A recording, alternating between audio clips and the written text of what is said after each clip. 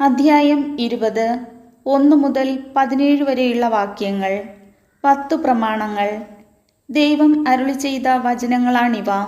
അടിമത്തത്തിൻ്റെ ഭവനമായ ഈജിപ്തിൽ നിന്ന് നിന്നെ പുറത്തു കൊണ്ടുവന്ന ഞാനാണ് നിന്റെ ദൈവമായ കർത്താവ്. ഞാനല്ലാതെ വേറെ ദേവന്മാർ നിനക്കുണ്ടാകരുത്.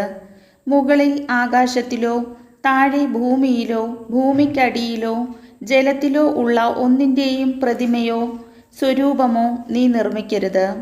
അവയ്ക്ക് മുൻപിൽ പ്രണമിക്കുകയോ അവയെ ആരാധിക്കുകയോ ചെയ്യരുത്. എന്തെന്നാൽ ഞാൻ നിന്റെ ദൈവമായ കർത്താവ് അസഹിഷ്ണുവായ ദൈവമാണ്. എന്നെ വെറുക്കുന്ന പിതാക്കന്മാരുടെ കുറ്റങ്ങൾക്ക് അവരുടെ മക്കളെ 3ഉം 4ഉം തലമുറ വരെ ഞാൻ ശിക്ഷിക്കും. എന്നാൽ എന്നെ സ്നേഹിക്കുകയും എൻ്റെ കൽപ്പനകൾ പാലിക്കുകയും ചെയ്യുന്നവരോട് 1000 തലമുറകൾ വരെ ഞാൻ കരുണ കാണിക്കും. നിന്റെ ദൈവമായ കർത്താവിൻ്റെ നാമം വൃഥാ ഉപയോഗിക്കരുത്. തൻ്റെ നാമം വൃഥാ ഉപയോഗിക്കുന്നവനെ കർത്താവ് ശിക്ഷിക്കാതെ വിടുകയില്ല.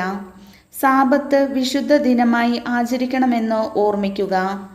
6 ദിവസം അധ്വാനിക്കുക, എല്ലാ ജോലികളും ചെയ്യുക. എന്നാൽ 7-ാം ദിവസം നിന്റെ ദൈവമായ കർത്താവിൻ്റെ സാബത്താണ്. അന്ന് നീയോ നിന്റെ മകനോ മകളോ ദാസനോ ദാസിയോ നിന്റെ മൃഗങ്ങളോ നിന്നോടൊത്ത് വസിക്കുന്ന പരദേശിയോ ഒരു വേലയും ചെയ്യരുത്. എന്തെന്നാൽ കർത്താവ് 6 ദിവസം കൊണ്ട് ആകാശവും ഭൂമിയും സമുദ്രവും അവയിലുള്ള സമസ്തവും സൃഷ്ടിക്കുകയും 7-ാം ദിവസം വിശ്രമിക്കുകയും ചെയ്തു. അങ്ങനെ അവിടുന്ന് സാബത്ത് ദിനത്തെ അനുഗ്രഹിക്കുകയും വിശുദ്ധീകരിക്കുകയും ചെയ്തു.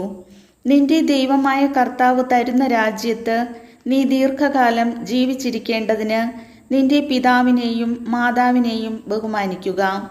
കൊല്ലരുത്, വ്യഭിചാരം ചെയ്യരുത്, മോഷ്ടിക്കരുത്, അയൽക്കാരനെതിരായി വ്യാജസാക്ഷ്യം നൽകരുത്, അയൽക്കാരൻ്റെ ഭവനം മോഹിക്കരുത്, അയൽക്കാരൻ്റെ ഭാര്യയെയോ ദാസനെയോ ദാസിയെയോ കാളയെയോ കഴുതയെയോ അവൻ്റെ മറ്റെന്തെങ്കിലുമോ മോഹിക്കരുത്.